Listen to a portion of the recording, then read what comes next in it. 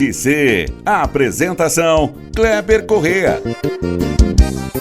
Olá, tudo bem? Seja bem-vindo a mais uma edição do Pode Ser, o seu podcast de Divinópolis e região. Você que está acompanhando essa edição, aproveita agora, para se inscrever no nosso canal e ativar o sininho, porque sempre que tiver vídeo novo, você receberá na hora, toda quinta-feira, 7h30 da noite, uma notificação aí no celular para você acompanhar em primeira mão mais uma edição do Pode Ser. Apresentação de Kleber Correa, na técnica Rafael Moreira.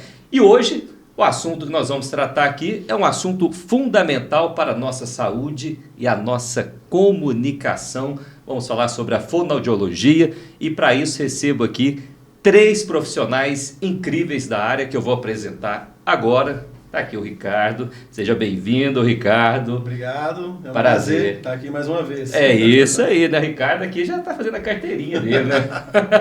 De participação. Isabela, seja bem-vinda. Kleber, obrigada. E também a Simone. Seja bem-vinda, Simone. Obrigada, é um prazer estar aqui, poder contar um pouquinho da nossa história. Exatamente, né? Hoje a gente vai falar desse assunto, dessa profissão tão importante, viu, gente? Que é o fonoaudiólogo e que todo mundo deveria ter um. E se não tem, hoje, com certeza, vai passar a ter um, porque a gente vai falar muito desse assunto e da importância desse profissional para a saúde da nossa voz. Queria primeiro que cada um se apresentasse, né, falasse um pouquinho da área de atuação. Pode começar, Isabela. Eu sou Isabela Torres, eu sou fonoaudióloga especialista em linguagem infantil. Então, hoje eu atuo desde o início lá dos atrasos de fala até queixas mais específicas, né, da linguagem, como trocas, gagueira, respiração bucal, né, disfunções da musculatura orofacial, problemas de deglutição. E o meu objetivo, né, minha área de atuação, é atuar sempre respeitando o tempo da criança, respeitando a individualidade de cada um, em parceria com a família, em parceria com outros profissionais, quando necessários, no caso. E também atuo com a comunicação alternativa em crianças que não conseguem, de forma efetiva, se comunicar sem esse suporte. Olha só, gente, olha só a abertura, né? Olha o trabalho de um fonoaudiólogo hoje, né? É desde a infância ali para o resto da vida, né, Simone? Presente também, Simone, para a gente. Seja bem-vinda. Sim, muito obrigada. O fonoaudiólogo realmente ele atua do nascimento à morte, né? Nós vamos falar um pouco sobre isso. Mas eu estou trabalhando como fonoaudióloga há 30 anos e tenho muita experiência. Trabalho hoje com crianças também e também com adultos, idosos, sequelas de AVC, sequelas de traumatismo craniano. Às vezes lesa o cérebro na área da fala. E aí quem vai reabilitar é o fonoaudiólogo. Hoje em dia também tem se encontrado muitos autistas adultos pelo diagnóstico mais fácil e mais certeiro hoje em dia. Então, às vezes, aquele adulto que não consegue se socializar bem, não entende muito bem metáforas, não entende piadas, tem uma dificuldade na socialização, na comunicação, e aí, de repente, se vê com um diagnóstico de autista. Mas é aquele adulto que formou, que casou, que tem filhos. Eu tive um caso já há pouco tempo que ele tinha dificuldade quando a esposa pedia para fazer alguma coisa. Chegava lá, por exemplo, estava fechado. O que eu faço? Como agir? Né? Como argumentar? Então, é uma área, a linguagem, a fala, é uma área que perpassa aí pela vida fora. Então, é muito interessante. E tem o Ricardo, né? Também conhecido como tio Ricardo, né? Isso. Fonoaudiólogo também há muitos anos, né, Ricardo? Atuando nessa área. Também com crianças, também com autismo. Fala um pouquinho, se apresente para o pessoal te conhecer também um pouco mais. Eu tenho já 23 anos de formado, né? Me formei em Franca. E o homem, né, dentro da fonoaudiologia é mais difícil, né, de se encontrar. Então, desde a minha formação na faculdade, eu optei por fazer diferente, né? E como a minha habilidade musical foi o que me levou a fazer a fonoaudiologia, eu comecei a construir músicas, né, a compor músicas que desenvolvia a fala. Então, desde a minha formação na faculdade, né, eu já venho trazendo para dentro da clínica, para dentro da fonoterapia, né, a utilização da música e de músicas específicas. Foi aí que nasceu, então, o método musicofonoterapia, né, onde eu desenvolvo a fala cantando. Né? Faço a fonoaudiologia convencional quando precisa, mas esse método ele vem trazendo um resultado sim, impressionante. Né? Então é muito satisfatório ver uma criança que não fala corretamente e depois de cantar as minhas músicas, né, ela, então, de forma prazerosa, conseguir, né, aquilo. Um Então, método lúdico, né? Completamente lúdico. Divertido o tempo todo. Divertido. Inclusive, os pais, né, às vezes acham, e eu explico antes, né, que eu estou brincando o tempo todo, que eu estou cantando, né? E, na verdade, é mesmo. Só que são músicas com objetivos diretamente ligados, né, à aquisição da fala. Pois é, e toda essa equipe aqui, ela faz parte da Torres Melo Fonoaudiologia, né? Que é uma clínica especializada aí no assunto, com profissionais gabaritados. Queria que falasse como que surgiu, né? Quanto tempo existe a Torres Melo Fonoaudiologia, que está atuando aí no mercado já, o local onde funciona, quem poderia falar aí? Sim, eu posso falar, porque a Torres Melo surgiu de um sonho inicial meu. Eu trabalhava numa clínica multidisciplinar, com fisioterapia, terapia ocupacional, psicologia, e eu já não estava dando conta mais da demanda, a procura estava sendo muito grande, e aí surgiu a necessidade de se ampliar. Ampliar para onde, com quem, precisava de mais profissionais fonoaudiólogos. E nesse momento eu liguei para a Isabela, e a Isabela logo se prontificou, mas ainda morava em BH. Não, me dá um tempo, vou me organizar e vou para aí. E aí surgiu, ela veio e procuramos o local e começou a crescer assim. Encontramos um local ali no edifício Titânio, na Oswaldo Machado, com o João Notini, e 3 salas. E precisava do terceiro fonoaudiólogo, porque em pouco tempo a agenda já estava completa, de nós duas. E aí, quer dizer assim, foi uma felicidade, né, ter encontrado o Ricardo, porque ele veio acrescentar muito, né, esse jeito dele, a música, a alegria, a disposição, e veio casar muito com o que a gente é e o que a gente quer, né, Sim, Isabela? Com certeza. E estamos aí juntos na Torres Melo Fonoaudiologia, estamos fazendo 3 anos agora nesse local, né, juntos, nesse local há 3 anos. 3 anos já no mesmo local, já juntos já. Sim. Bacana demais. Isabela, você falou a questão das crianças, né, que é uma área que você atua também. Quais são os sinais, né, de que uma criança precisa ir a um fonoaudiólogo, né, que o pai deve ter essa atenção? Olha, meu filho está com um atraso aqui, um déficit na fala, porque cada caso é um caso, né? Tem criança talvez vai ter um pequeno atraso, mas esse atraso um pouco prolongado, a questão da pronúncia, como observar isso, identificar isso? Sim. Kleber, hoje a gente tem, né, os marcos do desenvolvimento bem estabelecidos, então toda criança que está ali fora da curva deve sim procurar um fonoaudiólogo. E aí, como quantificar essa curva, né? Como identificar esse atraso? Hoje, a criança de 2 anos, ela já forma frases, ela já justapõe palavras. Aos 5 anos, a gente não espera nenhuma troca, nenhum processo fonológico mais, né? Antigamente, era muito comum a gente escutar dos próprios pediatras. Não, pode esperar, vai falar, tá no tempo dele. Cada um tem o seu tempo, mas a gente tem o padrão ali a ser seguido para não intensificar esse atraso, né? Não virar uma bola de neve. Se a criança não faz aos 2 anos o que é esperado para ela aos 2 anos, aos 3 eu ainda estou esperando dos 2 anos, aos 4 eu ainda estou esperando dos 2 anos, vai só piorando. Então, quanto antes a gente procurar essa avaliação, melhor, porque melhor vai ser o prognóstico, melhor vai ser o resultado, e a gente encurta, a gente para essa bola de neve para que ela não aumente aí. Então, hoje, aos 5 anos, a gente não espera mais processos, nem trocas algumas. A gente espera uma fala clara, fluida, que a criança consiga ser compreendida pelas pessoas de fora. Porque a mãe é fácil, né? A gente tem as trocas, a criança tem as trocas ali, mas a mãe entende tudo que a criança quer. A criança pensou em falar, a mãe já pegou, já entregou na mão, já entendeu. Então, a gente espera que ela seja compreendida pelas pessoas de fora. Simone, podemos falar que, por exemplo, um fonoaudiólogo, né?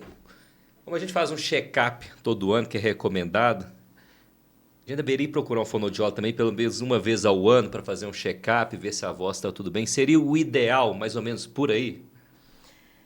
Eu acho que não chega a tanto, não. Na verdade, o fonoaudiólogo ele vai entrar quando há algum desvio.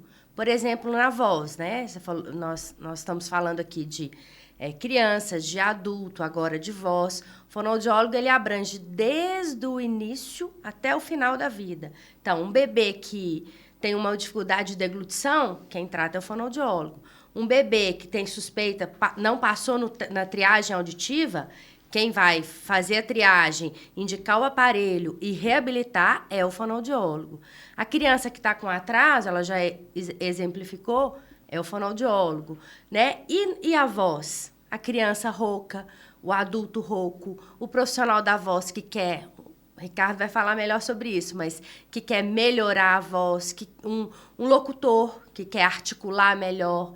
Então, seria algum desvio ou alguma melhoria, né, da habilidade de comunicação, por exemplo, nessa área. O incômodo que tem ali, está se sentindo, né, aquela perda de Sim. voz, começa a falar, a voz muda de repente. Sim. Ali tem alguma coisa errada ali. Sim, exatamente. Professores sofrem muito com a voz, né, porque abusam por causa do trabalho, né? Tem que dosar? Então, Tem que dosar a voz? Tem que saber dosar? Tem que dosar. A gente fala de higiene vocal, a gente fala de repouso vocal, né? Quando você abusa demais, dá problema, né? Fica rouco. E é importante preparar também, né? É um músculo, então a gente precisa de condicionamento, né? O Ricardo vai saber falar melhor aí. Mas o Ricardo canta, a Isabela canta, eu acho que vou passar a bola para os dois. O profissional da voz, né? Ele necessita de uma preparação. Né? A mesma forma que a gente precisa de preparar para fazer uma corrida, né? Ir na academia, fazer alongamento, fazer uma preparação para você conseguir correr 5, 10, 20 quilômetros, andar de bicicleta, né? Sim. 100 quilômetros, 200. Necessita. Então, um locutor necessita disso, o repórter, né? O cantor, um pastor, um padre, né? As pessoas que utilizam o professor, utilizam a voz como instrumento de trabalho, né? Que faz prover a sua casa, necessita desse preparo. Por quê? Vai chegar certa hora que você não preparou e aí você não tem condição, né, de exercer a sua função. E nem sempre essas pessoas são amparadas, né, para um INSS, alguma outra coisa, e aí acaba ficando sem renda. Aí complica no bolso, né? E não tem jeito, aí aperta, né? Aí aperta. Então, um fonoaudiólogo, ele vem, né, dar essa assessoria, esse suporte ao profissional da voz, né? Até você falou de fazer um check-up. Eu acredito que, para os profissionais da voz, o check-up ele é importante. Fazer uma videolaringoscopia, ver como que está a estrutura, né, muscular, de hidratação, se ele não está com refluxo. Porque isso tudo vai interferir. Né? Principalmente agora no frio chegando, tendo as variações climáticas, né? Então isso é necessário fazer um constante acompanhamento. Porque tem muita gente assim que não é um profissional da voz, né? Mas até Simone citou a questão de um professor. 7 horas da manhã, ele já está numa sala de aula falando. E quando a gente acorda, a nossa voz ela demora pegando tranco, né? Vamos falar assim, né? Vai lá para as 9 horas da manhã, se for naturalmente, né? Existem exercícios para isso, né? Para você estar fazendo ali ao acordar e não forçar, porque acaba que você força a voz quando não tem um exercício determinado, né, Simone? Sim, é o que a gente chama de aquecimento vocal. Aquecimento vocal, prevenindo alterações. Então, quando se fala no profissional de voz, realmente, saber alguns exercícios, conhecer como usar a voz de uma forma mais adequada, isso aí, com certeza, o fonoaudiólogo pode ajudar. E no caso da voz, nós não só tratamos, né? A gente não trata só o problema, a gente trabalha com a prevenção também. A gente tenta anteceder o problema, principalmente quando é um profissional, igual um professor, né? Um professor de educação física, um personal que está ali fazendo o exercício, né? Um condicionamento físico e vocal ao mesmo tempo. Então, assim, a gente também atua na prevenção, né? Nesses exercícios para melhorar o condicionamento da prega vocal ali e ela aguentar a demanda. E a orientação, né, inclusive alimentar, ela é muito importante, né? Porque, por exemplo, um profissional da voz, infelizmente, não pode consumir o leite, né? Porque o leite ele tem um processo inflamatório e faz com que a lubrificação das cordas vocais seja alterada. Então, por exemplo, professor, locutor, quem é o profissional da voz, ele deve evitar, né, a lactose ali, que vai transformar o epitélio ali, né, da lubrificação das cordas vocais. Então, esse tipo de orientação, principalmente as pessoas que têm um refluxo, né, necessitam, né, junto com o otorrino, junto com o gastro, né, cuidar bem dessa parte aí para não ter, né, essa rouquidão instantânea, essa afonia, né? Você entrou num assunto interessante, bacana, que é essa questão de mito e verdade em relação ao que usar, né? Você acabou de falar do leite, né? Isso é comprovado, né? Científico, né? Que realmente atrapalha, né? O que tem de mito que as pessoas, que a gente pode falar, que muita gente cita aí, isso atrapalha a voz? Por exemplo, maçã ajuda? É bom maçã? Ajuda. Maçã é porque é adstringente, né? E a própria movimentação para mastigar já vai melhorando a articulação, né? A maçã atua de forma oposta ao leite. A maçã ajuda, o leite atrapalha. Gengibre é muito bom, né? É bom mesmo, gengibre. Esse é mito, porque o que acontece com o gengibre? Ele anestesia. Então, quando anestesia, você abusa mais, porque você não está sentindo. Pastilha é bom? Não. Anestesia. Pode ser bom para aquele momento, que você está ali com uma voz já está rouco, precisa usar. Então, naquele momento, você precisa da voz, né? O profissional da voz. Mas depois vai ficar pior. No dia seguinte é péssimo. No dia seguinte é que chega a conta. Por exemplo, esse dia eu até comentei com o Ricardo, né, que minha avó desapareceu de sexta para sábado. Eu tinha, inclusive, uma agenda de compromisso no sábado. Não tive o que fazer, tive que cancelar. Falei, por que você não me chamou e tal? Você esqueceu de mim, eu vacilei.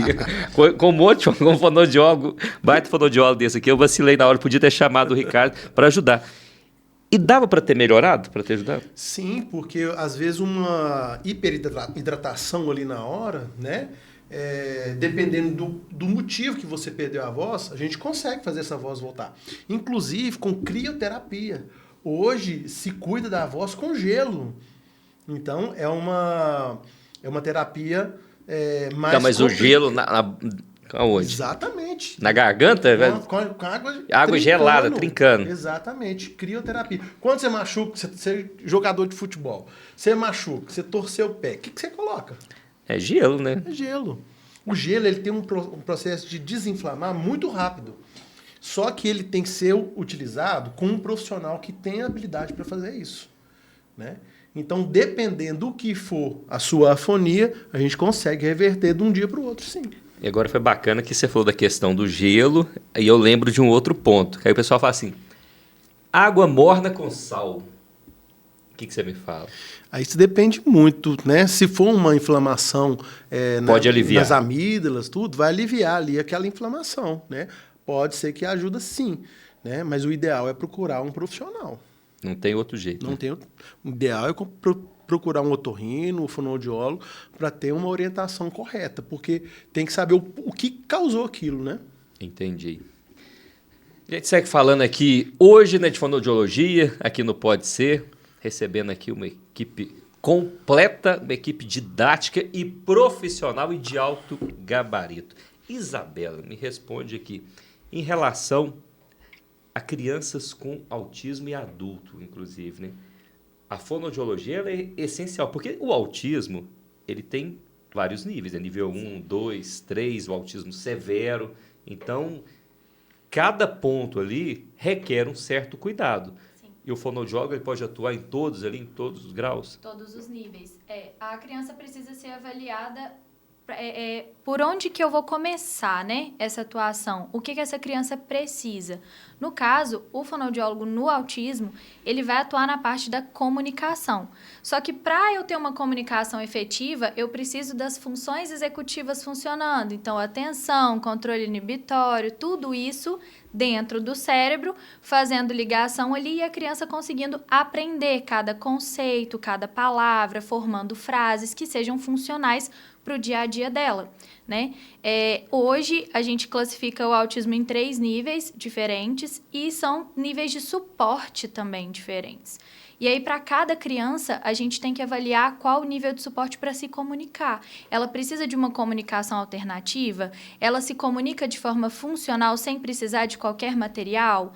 Então, se ela precisar de um material, esse material precisa ser personalizado para ela. E a gente tem diversos métodos de comunicação alternativa. Hoje eu tenho métodos de baixa tecnologia, que são as pranchas, né, que a gente consegue fazer em papel mesmo, plastificar, a criança consegue levar para onde ela precisar ir, escola, outras aulas, outras terapias. Nós temos os de alta tecnologia, que são os tablets, os celulares, que ela também consegue, tudo para que ela consiga se comunicar de forma mais efetiva. Eu, atualmente, atuo somente com crianças, dentro do espectro. Simone atua já com os adultos também, que estão chegando aí cada vez mais aumentando esse público, né? A gente aumentou muito a quantidade de diagnósticos feitos. Antes eram as crianças diferentes, as crianças com dificuldade de aprendizado. Hoje a gente tem nome, né? A gente tem nome para tudo, a gente tem o diagnóstico. Então, esse diagnóstico nos adultos também tem crescido, porque são aqueles adultos que são um pouco diferentes também e são diagnosticados através dos filhos. Chega lá, o filho é autista e aí quando você vai ver, o pai tem alguma coisinha, peraí, mas meu filho faz isso aí, eu também faço, então eu sou autista? E aí começa a investigar e aí acha um autismo ali nível 1, de alto desempenho, né? É um adulto funcional, porém com suas dificuldades ali, que achava até então que era personalidade. Aquele diagnóstico tardio, né? Que acaba que talvez o adulto ali não teve aquele acompanhamento. Hoje se fala mais do autismo, né? Mais falado, né? Então as pessoas conseguem compreender um pouco mais em relação a isso. Ainda bem, né? Porque a gente tem que falar de certos assuntos e levar certos assuntos para debate, porque é assim que tem políticas para isso, né? Tratamento, é assim que a gente conquista e tem conquistado o espaço e os direitos, né, devidos. Na questão, né, Simone, igual a Isabela estava falando, desse tratamento, né, com o autista, ele é adulto ali também. É a questão de um acompanhamento também e depende, é claro, do nível ali também, né? Sim, geralmente esses adultos diagnosticados tardiamente são pessoas inteligentes, são pessoas que tem um trabalho eficiente, porque é aquela pessoa que executa muito bem determinadas tarefas, mas tem dificuldades na parte social. Casamentos que não dão certo, dificuldades no emprego, porque não compreende muito bem a linguagem e não sabe se colocar. Porque esse processo de compreender e se expressar tá um pouco funciona diferente da maioria das pessoas. Então eu tive um paciente uma vez que falava, é muito difícil entender metáfora, e a gente usa metáfora o tempo todo. Por exemplo, nossa, essa madrugada choveu canivete. A gente entende muito bem que choveu forte, mas na cabeça de um autista ele visualiza aquilo como se fosse real, né? E isso torna a comunicação difícil numa roda de conversa, por exemplo. Piadas eles têm muita dificuldade de entender. Então, essa parte mais sutil, mais subjetiva. Então, vai afastando cada vez mais. A Bela fala da dificuldade social e de comunicação, uma está atrelada à outra. Se eu melhoro a minha comunicação, eu melhoro a minha capacidade de socialização e vice-versa. Um vai ajudando o outro, né? Isso é fato, né? Não tem jeito, né? A gente tem crianças que chegaram, assim, em um alto nível de mau comportamento, de agressão para com os colegas, para com os pais. E aí, quando você habilita uma comunicação alternativa ali, quando você consegue ali que a fala vá caminhando junto com o desenvolvimento, vai melhorando.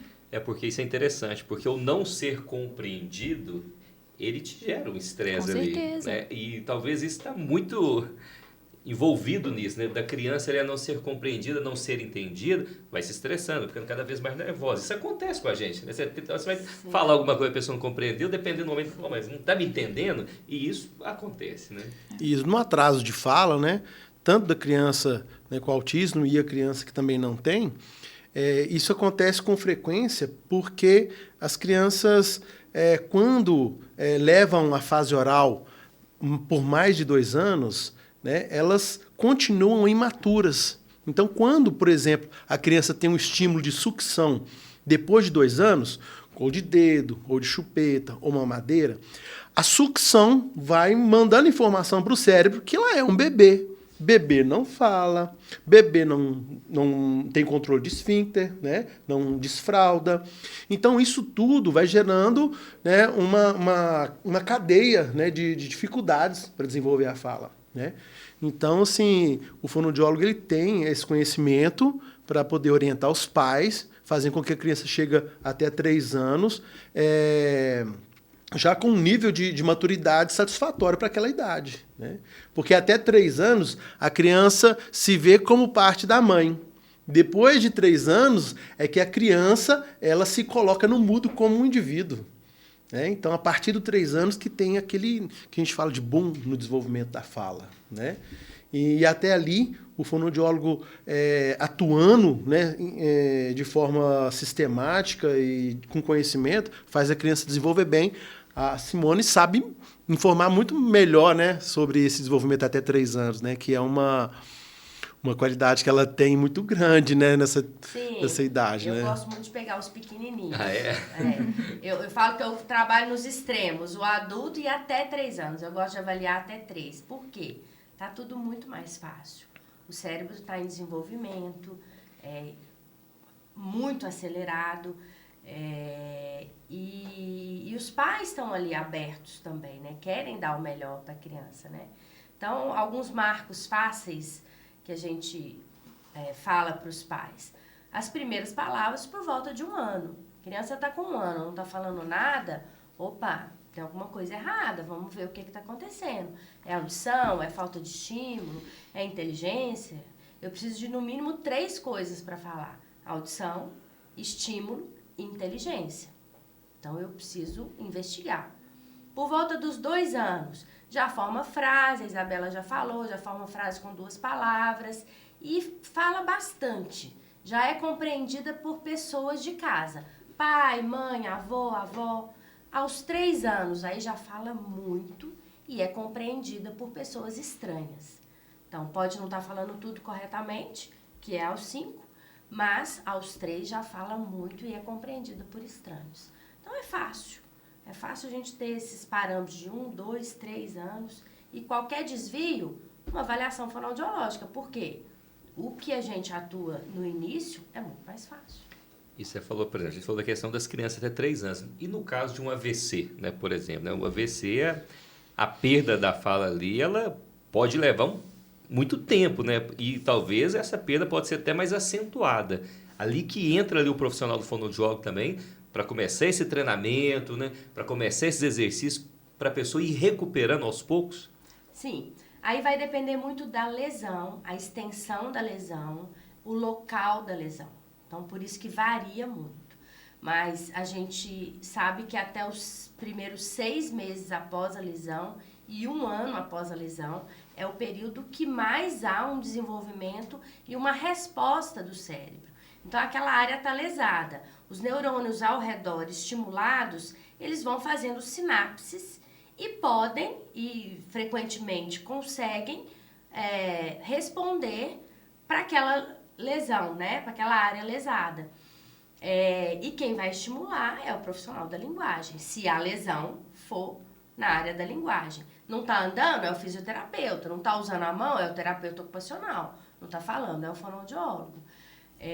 A gente tem bons resultados e quando essa fala a gente não consegue reabilitar devido à lesão extensa ou à área lesionada, a gente faz uso da comunicação alternativa. né? Eu dou uma prancha para o adulto e ele me fala o que ele quer. Eu quero beber água, eu tô com vontade de ir num restaurante tal, eu quero ver minha mãe, né? Eu quero fazer uma chamada de vídeo para o meu filho. Então, é o profissional, é o fonoaudiólogo que vai dar essa possibilidade de comunicação, seja ela oral, seja ela por um tablet, seja ela por um papel em que a gente põe as figuras, ou um alfabeto em que ele pode soletrar o que ele quer. O importante, gosto muito de falar que comunicação é um direito. E a gente precisa dar voz, seja como for, para quem está precisando. Você mostrou aí várias maneiras de reestabelecer essa comunicação, né? Sim. Se não está pela voz ali, você tem outras maneiras para reestabelecer e até para ajudar essa pessoa, né, na questão do desenvolvimento da fala ali. Existem outros traumas que podem levar à perda da voz? A gente citou um AVC, por exemplo, um acidente, alguma coisa, acidente de carro, uma queda, que pode levar à perda da voz, uma perda de voz temporária? Sim. Tudo que afeta o cérebro, né? Por exemplo, um traumatismo craniano num acidente pode lesar o cérebro. Uma queda pode lesar o cérebro. Uma demência, o cérebro vai perdendo as funções. Então, tudo isso são patologias neurológicas que podem desencadear numa dificuldade para falar, né? Eu gosto muito de exemplificar, porque às vezes a gente confunde os termos. Voz. Eu conheço a sua voz pelo telefone. Isso é voz. Voz. É a minha voz. Fala é a articulação. É o que eu faço com a minha voz. E linguagem é o que vem antes. É o pensamento. Então, para eu falar essa frase, eu tive que pensar antes, eu tive que organizar as palavras, os sons de cada palavra, a frase, dando um sentido para o que eu quero falar. Porque se eu começo a falar aqui uma coisa, a minha vida pessoal, você vai falar, essa mulher aqui veio para entrevistar para falar de fonoaudiologia, está falando da vida pessoal. Então, aí é a pragmática, né? O que falar, para quem falar, quando falar. Eu digo que é muito complexo, né? A gente não imagina o quanto é complexo. E ainda existe a disfonia psicogênica, né? Aí ele está falando de voz. A disfonia essa disfonia psicogênica, ela é uma alteração emocional que a pessoa perde realmente a voz, né? Então, assim, já tive alguns casos, inclusive de professores que tiveram dificuldades de interação com outro colega, né? Então, um nível de estresse excessivo fez com que essa pessoa tivesse uma doença psicológica e perdesse a voz, né? Tem esses casos também. A gente, inclusive, faz essa parceria com um psicanalista, com um psiquiatra, né? Você vê quão complexo é o ser humano, né, Nós Cléber? temos o Parkinson também, que é uma alteração neurológica. E a voz acaba sendo afetada. E aí, voz, fala e linguagem, né? No caso, a linguagem a pessoa tem, mas a fala, a articulação ali, por causa do tremor essencial, fica totalmente prejudicado. Então, a pessoa não consegue expressar o que ela precisa. É vasto. Caso da gagueira, né? Muita gente tem gagueira, muita gente consegue lidar bem com isso, mas tem pessoas que não. Né? A gagueira é bem notável para outras pessoas. Já recebi aqui entrevistado aqui, né? Inclusive o Hugo Cerello, que ele falou que é gago, né? E é um baita jornalista, né? Fala muito bem, mas conseguiu se adaptar bem e tem o jeito dele, né? O fonoaudiólogo, ele consegue dar esse suporte para a pessoa que tem gagueira e ela, né, conseguir, assim, né, ter uma comunicação melhor, que dá uma tranquilidade para ela, porque às vezes ela se sente um pouco incomodada ali.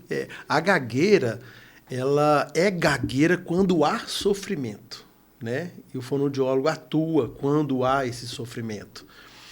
E por que a pessoa gaga, ela não gagueja quando canta, né? Então, por quê? A respiração é programada, as palavras já são colocadas em ordem, né, uma após a outra. Então, essa pessoa já tem uma estrutura, né, ali cerebral de organização, né, fonética ou do conteúdo, e aí ela vai conseguir fazer isso cantando, por exemplo, né? Já a fluência da fala na gagueira, ela necessita de uma elaboração, né, a partir de quê? De um questionamento. Então, ali, ó, naquele ato de processar aquela questão, o que foi questionado com ele, ele demora. E aí a pessoa já quer falar mais rápido e que acontece o bloqueio, né? E aí, por isso que a gente também precisa avaliar, porque aí são diversos fatores, né? A gente fala, a gagueira não tem cura, né? Ela tem tratamento. Então, fulano é gago, fulano é gago. O que a gente faz? A gente vai identificar essa causa, tentar identificar essa possível causa ou as possíveis causas e tentar driblar aquilo ali. Como? É uma velocidade de fala exacerbada? É uma fala muito rápida, como o Ricardo citou? É uma respiração que não consegue acompanhar? É uma prosódia, né, da fala, que ele não consegue ter ali aquele ritmo na fala, né? Os gagos, eles não... a pessoa com gagueira, ela não gagueja cantando, ela não gagueja lendo, muitas vezes, porque a gente tem aquele feedback visual na leitura, na música a gente tem aquilo ali programado, então que a gente precisa entender de onde está vindo essa gagueira, porque é um fator psicológico, é um fator neurológico, tem algum acometimento, teve algum fato aí que desencadeou algum estresse, né? Que a pessoa teve esse bloqueio aí e não tá conseguindo fluir com a fala, e aí a gente vai reestruturar essa fala. Tem cura ou não? Tem 99% de melhora, né? De melhora. Mas o que acontece? Todos nós temos alguns momentos da nossa vida que a gente tem uma disfluência, né? Então, quando eu conheci a Simone mesmo... Essa história é boa. Quando eu conheci a Simone, né, que foi o ano passado, dia 9 de dezembro, que foi o dia do fonoaudiólogo, né, nós fizemos um encontro. Esse ano a gente tem que programar, né, fazer outro bem maior, né? Ela me perguntou, você tem disfluência? Aí eu falei assim, hã? Né? E aí foi engraçado, por quê? Porque eu lembrei que na faculdade ali, né, eu já estava tratando um pouquinho da disfluência, né, porque eu tenho um pensamento muito acelerado e às vezes eu me enrolo nas palavras, né? A disfluência é a gagueira. Isso, a disfluência. A gente fala disfluência, mas... Então, assim, todas as pessoas têm algum momento, né? Então, quando a gente percebe isso e a gente presta mais atenção, a gente consegue melhorar, né? Mas foi muito engraçado, né? E, assim, muitas pessoas não têm coragem de falar pra gente, né? Eu achei ela tão sincera, assim, poxa, eu quero trabalhar Primeiro dia você é gago.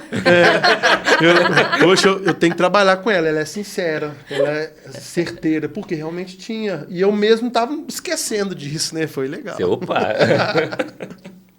É muito interessante como que a fala... Nós caminhamos para um viés assim, emocional também, né? Como que a fala também está envolvida. Eu sou mais disfluente sem ser gago. Então, né, isso tudo é uma disfluência de uma pessoa normal. Eu sou mais disfluente quando eu não domino o que eu estou falando, quando eu estou num lugar que eu não estou muito à vontade, né? O emocional tá pegando, não estou muito à vontade. E isso a gente vê no canto, né? Eles já falaram, mas eu acho interessante retomar.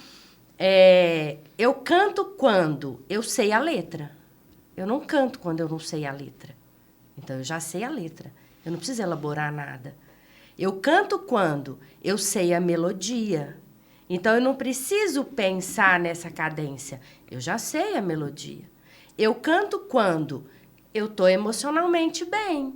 Ninguém que está com raiva ou incomodado canta. Então, olha, eu já estou dominando a linguagem, a respiração, a melodia. Né? Então, quais desses aspectos estão afetados em quem está gaguejando? É aí que o fonoaudiólogo entra. Então, nós vamos melhorar pontualmente cada pessoa que gagueja. A gagueira não tem cura, mas ela tem controle. Ela tem controle. E aí, diversos gagos podem dar o testemunho.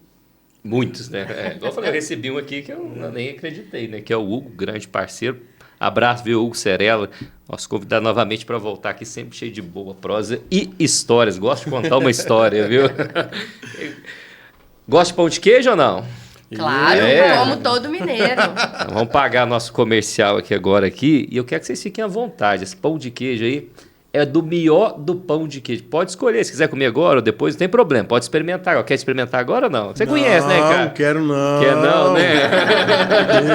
Eita. Tem diversos sabores aí, viu? Acho que tem... Tem que experimentar tudo, não Tem tem? costelinha com barbecue. Gente, que delícia. Tem costelão. Eu comi um lá semana passada, acho que era vaca louca. É. Eita, que trem gostoso. Oi, é bruto, hein? É, bruto, hein? Petrone É bruto, hein? Petrone é fenômeno, que eu vou partir. É bruto, hein? É o melhor do pão de queijo, Vamos viu? Mas vocês vão comer dividir o pão de queijo Vamos tão grande? dividir, uai. Não, Vou ainda nós experimentar. estamos conversando, mas depois nós vamos comer tudo. Entendi, hein? Melhor do pão de queijo, gente, fica na rua Bahia. Para você que não experimentou, passa lá. São mais de 20 sabores de pão de queijo. O melhor pão de queijo de Divinópolis e região. Ó, vou só pontuar alguns aqui, ó. Costelinha com barbecue, vaca louca, que o tio Ricardo acabou de falar aqui, que ele lembrou aqui. Tem de carne seca com requeijão, que esse eu gosto demais da conta, sempre peço. Tem, nossa, deixa eu ver, carne de panela. Tem demais, viu? Tem demais. Passa lá para você experimentar na Rua Bahia, o Petrônio. Tem certeza, viu? Se você não gosta de pão de queijo, vai passar a gostar. Eu acho difícil encontrar alguém que não gosta. Impossível. Nossa, e a qualidade é muito boa, né? É espetacular, viu? É de entortar o bigode mesmo. Melhor do pão de queijo na Rua Bahia, mais de 20 sabores. Tem também o pão de queijo sem recheio, se você quiser. Tem rocambole, tem bolinho de bacalhau. E aqui você não assusta, viu? Cabra o pão de queijo, cadê o recheio? Não. O pão de queijo do Petrônio é recheado, é caprichado, é uma janta, é um almoço, é o pão de queijo que você precisa. Passa lá e experimenta o melhor do pão de queijo na Rua Bahia, em Divinópolis.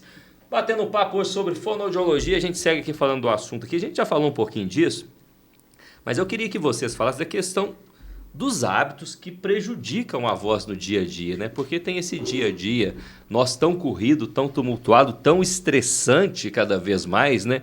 Eu acho que principalmente o estresse já é um grande afinco na voz ali que atrapalha muito, né?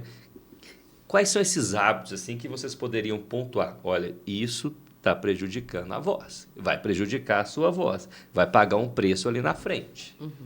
O estresse do dia a dia, né? Ele faz com que o seu corpo fique mais rígido, né? Então, por exemplo, essa região cervical aqui, ela tendo uma tensão maior, né? Você vai chegar no final do dia com a voz mais cansada, né? E aí, depois você relaxa, dorme e acorda bem. Então, durante o dia, existe a necessidade de você estar fazendo um alongamento, né? Fazendo com que essa musculatura ela não esteja tão tensa, né? Então, essa tensão vem com estresse, vem com alguma dor lombar, ou de sentar, ou de dirigir muito, e infinita atividade aí que a pessoa pode exercer, né, no trabalho, que faz com que essa musculatura fique, né, alterada. Uma pessoa que fala muito, né? Deseja, igual a gente falou, questão do professor, né? Tem vários vendedores, a gente utiliza a voz ali. É a questão do tom um pouco mais alto ali, isso vai prejudicar também, né? Isso vai custar um pouco, né? E tudo vai muito da frequência com que é feito, né? Por exemplo, pigarro é péssimo para a voz. Pigarrear o é péssimo. Tudo vai da frequência que você faz. Então, com qual frequência que você utiliza a sua voz naquele tom ali mais alto, né? No caso do professor, turmas mais barulhentas, né? Então, ele precisa ter esse preparo. Novamente, é tudo muito pessoal, né? Tudo muito individual. Então, precisa dessa avaliação para a gente identificar quais hábitos são ali péssimos para a sua voz, o que está prejudicando, o que tem causado, quais as suas queixas. Inclusive a falta de hidratação, né? Com certeza. Assim, a gente sempre escutou que tem que tomar 2 litros da água, 3 litros, 4, 5. Mas isso depende muito do organismo da pessoa. Tem pessoa que não tem sudorese nenhuma, né? Então, como que a pessoa vai perceber se ela está bem hidratada ou não? Pela cor do xixi, né? Se o xixi tiver mais clarinho, é sinal que está hidratado. Se o xixi tiver mais amarelo, é Tá sinal faltando. que precisa, né, de ingerir mais água, né? Vale ressaltar também um dia que você come beterraba, né, entre outras coisas, algum doce que tem corante, né? Mas no dia a dia, né, dependendo do corre ali, você observar a cor do xixi, já é uma estratégia para saber se você está hidratado ou não. E o que é interessante na hidratação e fundamental também, né, para conhecimento, é que a água, ela não vai em contato direto com a sua prega vocal. Então, você tá ali, a gente tá aqui conversando, falando, então bebendo água o tempo todo. Eu necessito de água o tempo todo, se eu estiver falando, se eu estiver atendendo, cantando. A água não vai ali direto para a prega vocal. Ela vai primeiro para o estômago, para o sangue, ela vai receber essa hidratação como todas as outras células. É depois, essa hidratação não é direta. Então, tô com a minha garganta seca, deixa eu beber uma água. A água não vai chegar lá, Kleber. Não chega lá. Ela vai para o sangue para depois ser captada como todas as outras células do nosso corpo. Então, a hidratação direta, a gente só consegue fazer uma hidratação direta com a nebulização. A inalação ali do soro.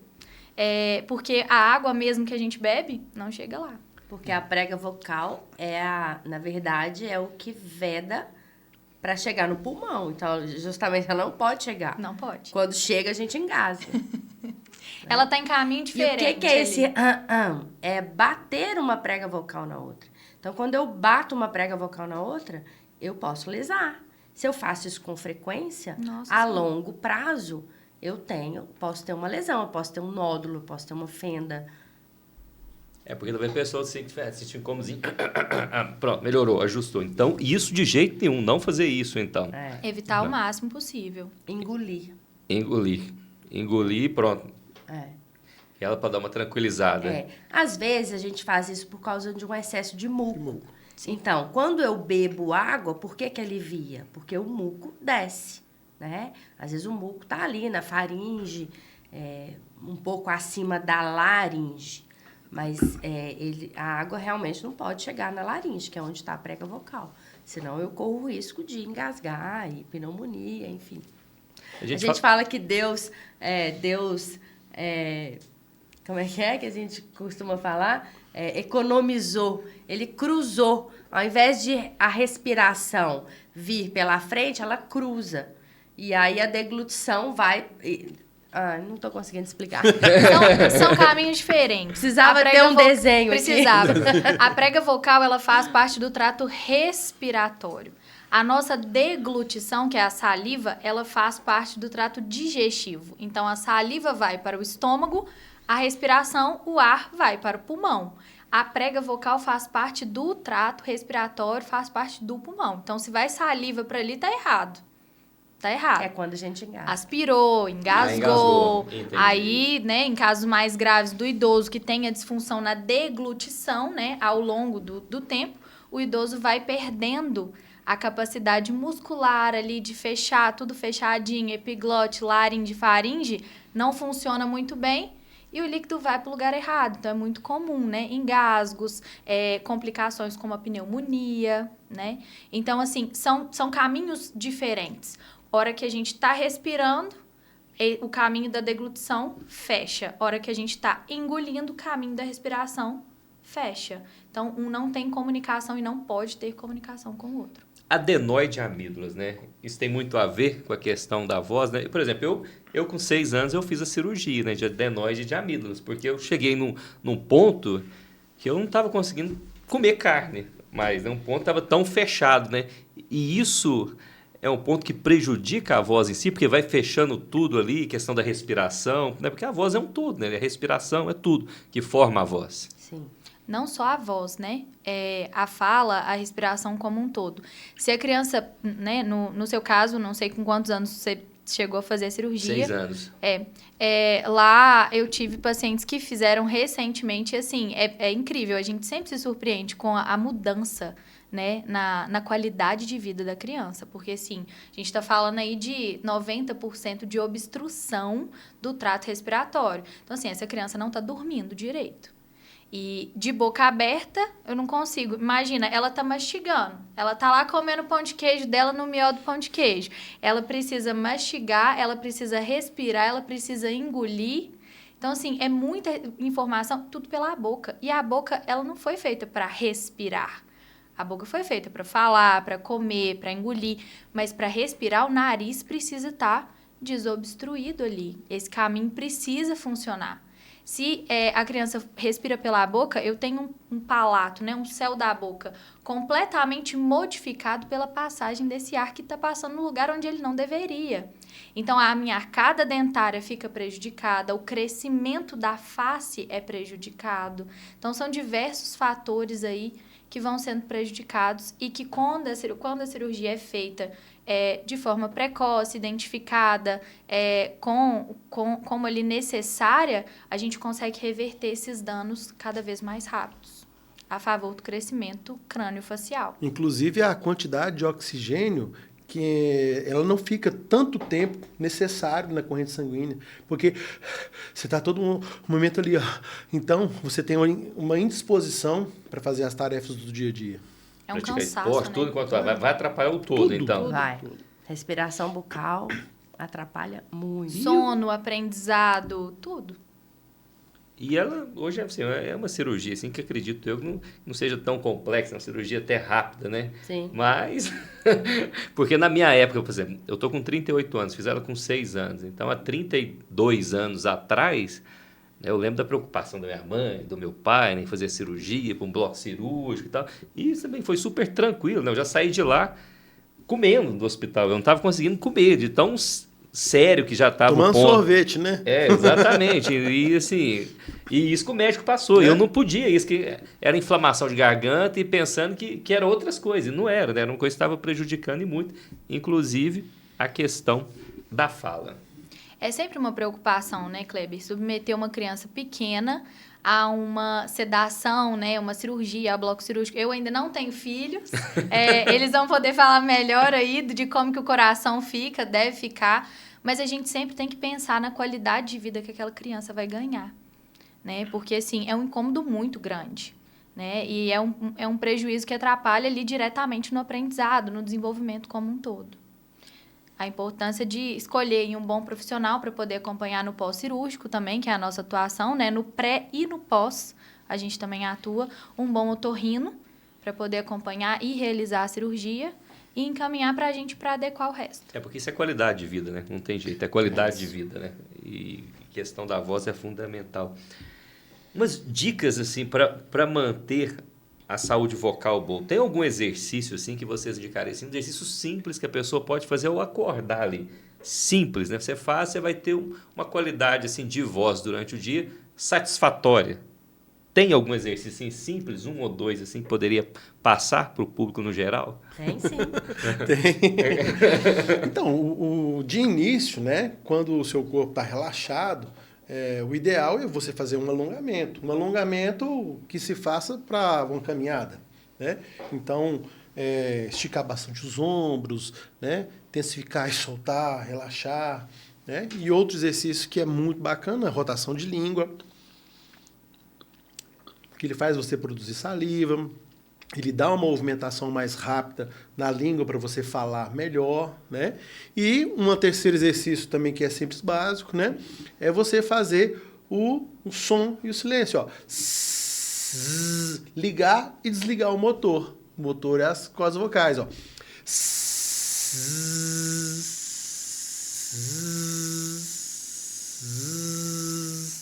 Né? É como se fosse um motor a álcool, né? Vai pegando ali aos poucos ali, ó.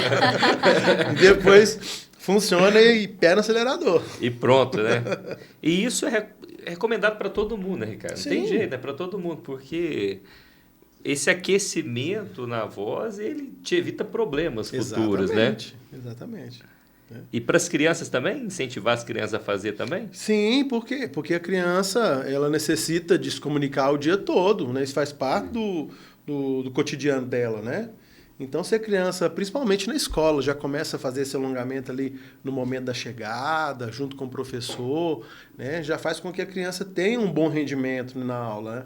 Isso é uma das coisas que eu trabalho no método de musicofonoterapia.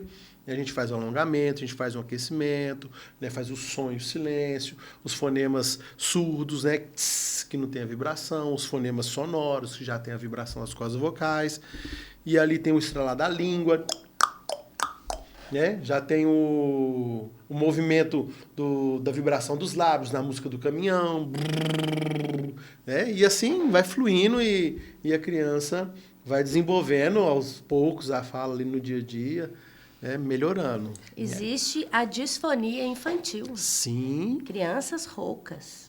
Né? Existe isso sim. De fonoaudiólogo que trata. De tanto gritar com criança, né? Porque a criança, ela quer falar mais alto que a outra, né? Ela, às vezes, né? Ela quer... Né? A criança quer ficar na frente ali, quer ter a posição dela, então ela quer falar mais alto. Ela, talvez, às vezes, ela vai gritar. Aí, numa sala de aula, no recreio, na educação física, não tem jeito, né? O tom de voz ali, ele vai aumentar.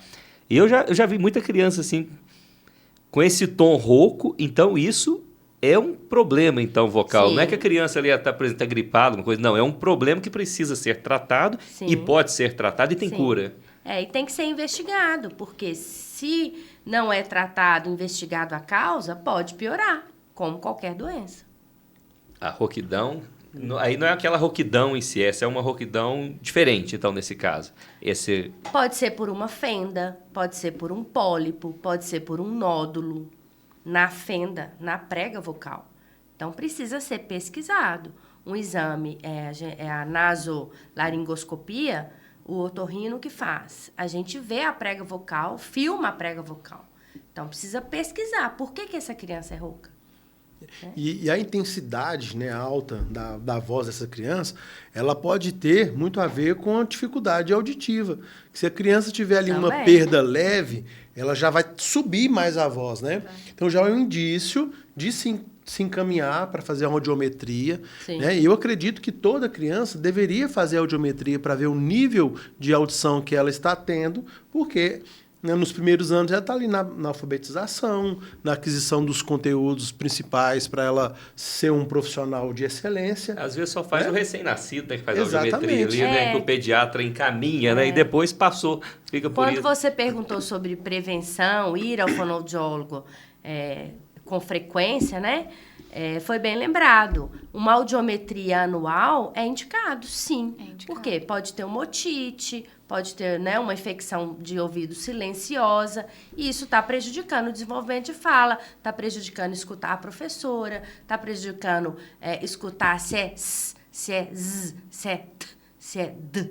É muito sutil. Então, se tem uma perda leve, a criança pode estar trocando na fala ou na escrita por causa de uma perda auditiva. Então, a audiometria, sim, anual, um exemplo, é indicado. Eu tinha um paciente, né, da zona rural. Então, assim, ele tinha uma dificuldade na fala e levou em alguns profissionais. E esses profissionais, assim, de inicial, não viram que ele tinha uma obstrução por causa de uma rolha de cerume que entremeou na cartilagem. E aí depois, quando foi retirado, quando o otorrino, quando levou no profissional, e aí viu que esse ouvido estava obstruído, né? Então retirou essa rolha e a criança voltou a escutar novamente. E aí desenvolveu a fala do jeito que necessitava. Não estava escutando bem. Exatamente. Então, assim, às vezes... é necessário estar procurando um profissional correto, né, para ver o motivo, né, da criança estar falando mais alto, da criança estar trocando a fala, né? E o fonoaudiólogo ele vai encaminhar para a pessoa certa para fazer com que isso aconteça. Essa Simone que trabalha com os mais novinhos ali, né? Essa questão ali dos pais, né, estimular ali no primeiro ano, segundo ano de vida, esse estímulo da fala ali, como que ele deve ser, né? Como que ele deve proceder? Porque tem muito pai de primeira viagem, normal, né? E vai muito no que uma pessoa fala. Meu filho começou a falar com X, né, com tantos anos, o seu não está falando, tem alguma coisa assim. Isso depende muito desse estímulo, né, de chamar a atenção da criança ali, né, tá passando aquelas palavras, o papai chegou, a mamãe chegou, au, au, au. É por aí? Sim, é por aí.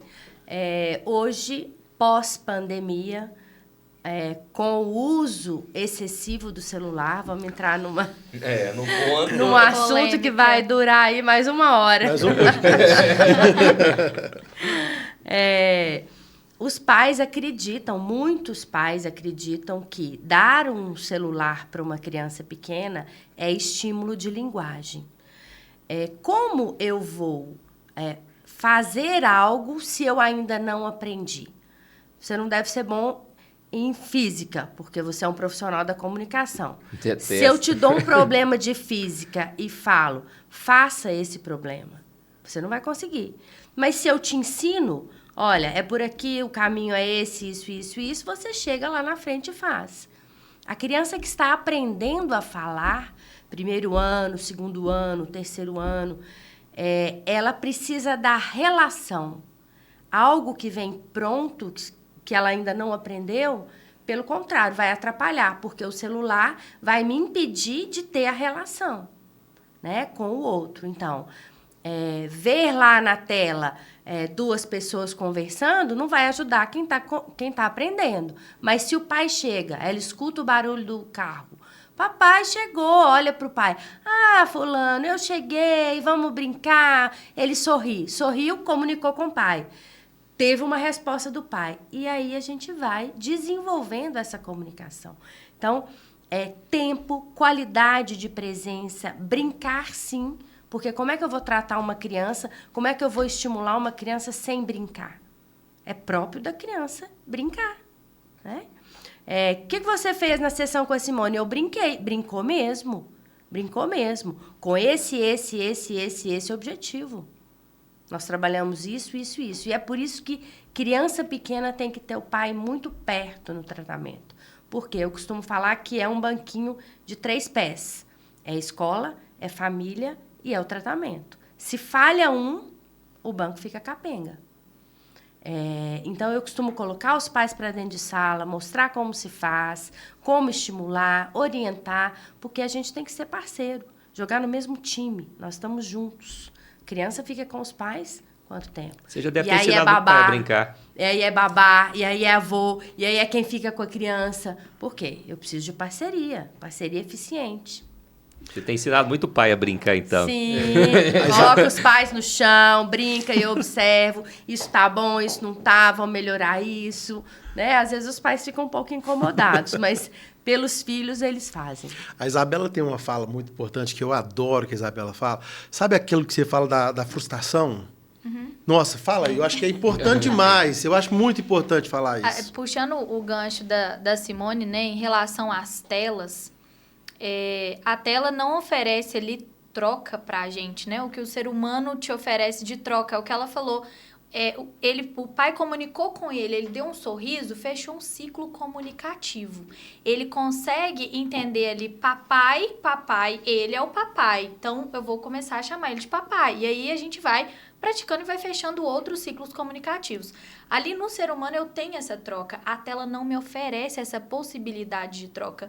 É um conteúdo muito expositivo, né? É vomitando conteúdo o tempo todo e não tem essa oportunidade de troca, essa oportunidade de pergunta, de questionamento, de instigar. Ela não oferece possibilidade de frustração, que é muito importante para o desenvolvimento da criança. Então, assim, se eu tô ali brincando com uma criança, o brinquedo não encaixou. E aí, ele vai fazer o quê? Se ela não sabe falar, ela vai chorar, ela vai ficar nervosa, ela vai jogar pro lado o brinquedo. Nós, como adultos, vamos mediar a situação. Olha, fulaninho, você não conseguiu? Pede ajuda. Ajuda. E a gente vai lá, ajuda, ensina a encaixar, mostra como que encaixa, desencaixa de novo, deixa a criança encaixar sozinha, desenvolver. A tela não oferece esse tipo de frustração construtiva, né? Se eu tô frustrada, se eu não gostei do conteúdo, eu vou passar pro lado. Se a criança... E eles aprendem muito rápido, né? Os dedinhos ali, ó, o tempo todo. Dedinhos rápidos, né? Rápidos, porque a gente faz o dia inteiro. E eles são muito observadores, então eles também aprendem isso. Da mesma forma que, nossa, não pode falar tal palavra perto da criança porque ela aprende rápido. Da mesma forma, os movimentos ali do dedo, tá atento. A gente usa o telefone para tudo, o dia inteiro, para diversas funções. Então, o dedo fica esperto e a língua fica lenta. Fica lenta. Então, a criança que já aprendeu ali onde que abre o YouTube, fica lá assistindo os vídeos ali, ó. Não gostou? Passa pro lado, próximo. E é só arrastar pro lado. E não tem comunicação, igual você falou, né? Não tem existe, troca, né? e não tem frustração. Não gostei, tá chato? Próximo. E aí? Não chega a lugar nenhum. Sem falar em qualquer conteúdo tá sujeito a aparecer ainda, Sim. né? Ainda tem mais isso Tem ainda, mais né? isso. Ainda tem mais esse problema. Quais as propostas futuras, né? Da Torres Melo Fonoaudiologia, né? Porque já são 3 anos aí, tem profissionais aqui há muitos anos no mercado, Sim. mais 3 anos da Torres Melo, e agora eu creio que, assim, que tem novidades também, né? Por Tem aí, né? novidades. Sempre tem, né? Nós estamos com alguns projetos já colocando em andamento, cursos mensais. Esse ano nós já tivemos 2 cursos, um sobre comunicação alternativa e outro sobre como se comunicar melhor com os pequenos, utilizando a música, utilizando as telas a nosso favor, utilizando as estimulações no dia a dia, né? Bem prático, foi muito interessante. Aberto a pais, a professores, atendentes terapêuticos, porque a gente quer, de fato, eficiência no desenvolvimento da comunicação em todas as idades. Estamos também ampliando nossos atendimentos online, com supervisões, com orientações, com grupos de estudo e também os atendimentos. Depois da pandemia, né, a internet veio para ficar, os atendimentos online também vieram para ficar. Então, não existe fronteira mais. Eu posso Qualquer atender lugar, você atende qualquer canto do mundo, né? Eu posso atender qualquer um em qualquer canto do mundo. Justamente porque uma fonoaudióloga estava pouco, 2 ficou pouco, 3 ainda está pouco, então nós precisamos ampliar cada vez mais. Nós queremos expandir, né? Atingir cada vez mais pessoas, orientar cada vez mais pessoas. Então, quando a Simone fala que ela chama o pai para dentro de sala e coloca ele para brincar com a criança, é porque ele fica muito mais tempo com o pai e a mãe do que com a gente em sessão. Né? Então, assim, eu preciso instruir e orientar esse pai como que ele vai continuar com o tratamento ao longo da semana. Porque senão não vai para frente. A gente não faz milagre com uma sessão, 2 por semana. Então, a gente precisa instruir e orientar os pais, a escola. A gente também já faz essa orientação nas escolas e nós estamos com proposta para expandir esses cursos que nós estamos ministrando na clínica para as escolas também, né? Capacitar esses professores que estão lá, esses professores de apoio, esses monitores, para essas crianças com atraso de fala, essas crianças dentro do espectro autista, né, que tem por direito esse suporte, mas não tem esse conhecimento para conseguir conduzir a situação da melhor forma. Então, a gente quer atingir esse público, orientá-los, participar desse desenvolvimento, ser parceiros mesmo. Sim. Pro banquinho ficar cada vez mais sólido ali no chão. E até para esse pessoal saber identificar mais rápido, né? Para encaminhar essa criança, né? Que seja esse adulto também, para o profissional, né? Porque talvez passe despercebido. Não, com tanta criança ali, vai passando. E essa atuação na escola, né? O Ricardo está muito presente nas escolas aí também, né? Observando isso.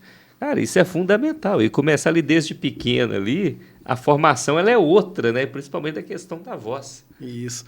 A Torres Melo, né, já é uma referência fonoaudiológica de Divinópolis, na região, né? E a nossa proposta é fazer parceria com prefeituras, né, daqui da nossa região, até de mais longe também, né, fazendo, né, essa capacitação, tanto dos professores, da parte vocal, da parte da consciência fonológica, que é um curso que a Isabela vai ministrar, né, da parte de voz para professores e profissionais da voz, que eu vou estar fazendo também em junho, né?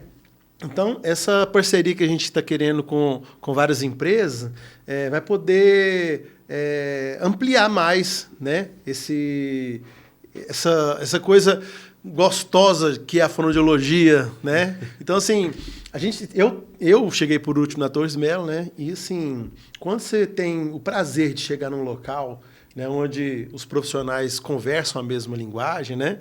Então, assim, é sempre bom. E eu acredito, e até a Simone pode finalizar, que a Torres Melo, né, fonoaudiologia, ela está aqui na região, né, para poder somar com a saúde da comunicação, né? Sim. Na verdade, nós somos 3 profissionais apaixonados, né? Já deu para ver. A gente faz o que gosta, faz o que, né? O que tem vocação, e isso é fundamental. Estamos à disposição, nós queremos ajudar, nós queremos levar o conhecimento para um número maior de pessoas, professores, pais, orientadores, atendentes terapêuticos, e estamos aí para trabalhar junto e somar. Conhecimento é para ser dividido, né, gente? Isso Não é aí, para ser com guardado, certeza. não, né? Compartilhado, é poder chegar mais gente. Qual que é o endereço da Torres Melo? Contato, Instagram? Nosso Instagram é Torres Melo Fonoaudiologia. Nós funcionamos ali na João Notini, 331, primeiro andar, esquina com Oswaldo Machado. Não tem erro ali, é muito fácil, né? Não, muito fácil, bem no centrinho ali. Beleza. Mais alguma consideração, Ricardo? Agradecer a oportunidade de estar aqui, né? Já sou seu amigo já tem bastante tempo, né? E falar que eu estou muito feliz, agora está fazendo 1 ano que eu estou aqui em Divinópolis, e na melhor clínica de fonoaudiologia. É isso aí, ó. Simone? Agradecer também a oportunidade, dizer que foi um prazer, né? Foi um bate-papo muito gostoso e muito prazeroso. Eu que agradeço. Isabela? Foi um prazer estar aqui com vocês, disseminar, né, um pouco da fonoaudiologia, um pouquinho do trabalho imenso que a gente desempenha lá no consultório. E esperamos a próxima oportunidade. Aqui. É isso aí. É cantora, né? Ela vai voltar aqui e vai falar de música, né? É isso aí, né? Canta em casamento. Sim. Também? Sim. Aí, ó. Só você quem canta mais? Eu e meu noivo, Breno. Sei seu noivo. Breno Bianchini. Ó, isso sim, hein? Em breve aqui também. Nós vamos organizar aqui, já chama a Adriana, a Cora, o Theo, ela. Pronto. Né? O marido também dela canta. Canta também? Só eu que tô fora do bloco. Mas eu assisto e danço. Mas você é a diretora. Ele tá nos bastidores ali, né? Super importante. Ali, lá. Obrigado, viu, pessoal, pela participação aqui nesse bate-papo bacana e falar de um assunto tão importante e que nos move, não tem jeito. Voz, né? Todos nós dependemos dela. É o ponto principal da comunicação. E ter uma comunicação boa se passa pela voz, se passa aí por profissionais dedicados e gabaritados como vocês aí, que a gente viu durante a entrevista aí, que não estão aí por acaso, né? Tem um know-how aí, muitos anos de experiência, conhece o que faz, aí está pronto para orientar quem for preciso. Sim. Desde o nascimento até a morte. Até a morte, né? Obrigado, gente. Valeu, obrigado. Nós agradecemos. Pessoal, esse foi o Pode Ser. Muito obrigado aí pela sua companhia. Hoje falando de fonoaudiologia. Na próxima semana, pode ser você o próximo entrevistado aqui. Não deixe de se inscrever no nosso canal, ativar o sininho e compartilhar também esse vídeo, hein? E aí entra lá no nosso Instagram, Pode Ser 037, para você acompanhar os principais cortes e tudo que rolou nos episódios anteriores. Tá lá, mas faz isso agora, ainda para deixar para depois, não, porque senão você vai esquecer. É agora, hein? Curte o nosso Instagram, se inscreva no nosso canal e ativa o sininho, hein? Valeu, gente! Até semana que vem tem mais. Boa noite. Tchau, tchau.